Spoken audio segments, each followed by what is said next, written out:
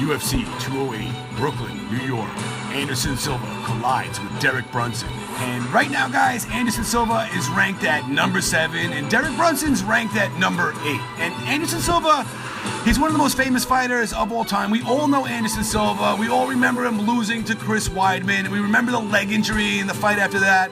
And in his last 5 fights, Anderson Silva doesn't have a win. Although he beat Nick Diaz, that fight was overturned, turned into a no contest. And we haven't seen the great Anderson Silva since UFC 153, since 2012, since he fought Stephan Bonner. And he's taking on an opponent who's ranked really closely to him right now, but doesn't have the same name as the fighters he used to fight. You know, he's not a big name like Chris Weidman or Nick Diaz or Bisping or Daniel Cormier. He's not a big name like Anderson Silva's last 5 fights. So this is the first time in Anderson's last 5 fights that he's taking on a small name. And Derek Brunson is a wrestler. He's got tremendous power. And we saw him go on a 5-fight winning streak. And we saw him in a main event at UFC Fight Night 101. He took on Robert Whittaker, and he was knocked out in that first round. A lot of people thought he went out there a little sloppy, a little anxious, just tried to end the fight too fast. He went out there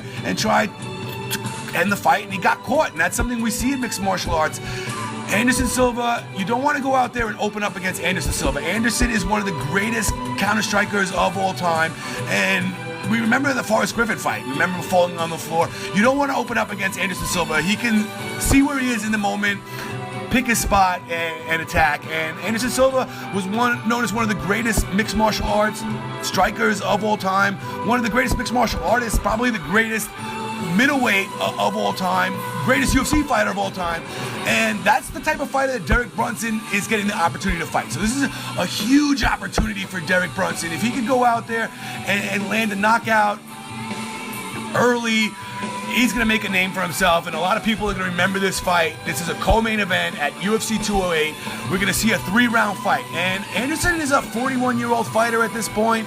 He still looks great for 41. The last time we saw him was at UFC 200, and in that fight he didn't do too well. Fight before that, fought Michael Bisping. It was on Fight Pass. It was not a highly publicized fight, and a lot of people really thought that Anderson Silva won the fight. It was a really close fight. There were huge arguments there, and if Anderson Silva would have won that fight, he could be ranked differently right now. This could be a totally different Anderson Silva in 2017. So, you know, that's the way the fight game works. One punch and your career is totally different. Or one judge sees something one way and your career is totally different.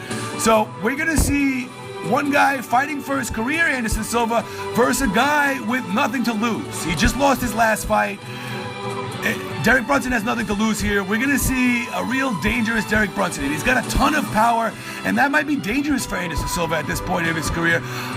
But then again, you know, he wasn't knocked out by Daniel Cormier, and he wasn't knocked out by Michael Bisping. Are we going to see Anderson Silva too old and Derek Brunson just go in there and slaughter him? I want to ask you guys, the fans, your opinions on this pretty sick fight. This is different. I'm going to go with Anderson Silva here. I think Anderson Silva is in good enough shape to maintain his ranking and beat Derek Brunson. After all, we just saw Rob Whittaker, excuse me.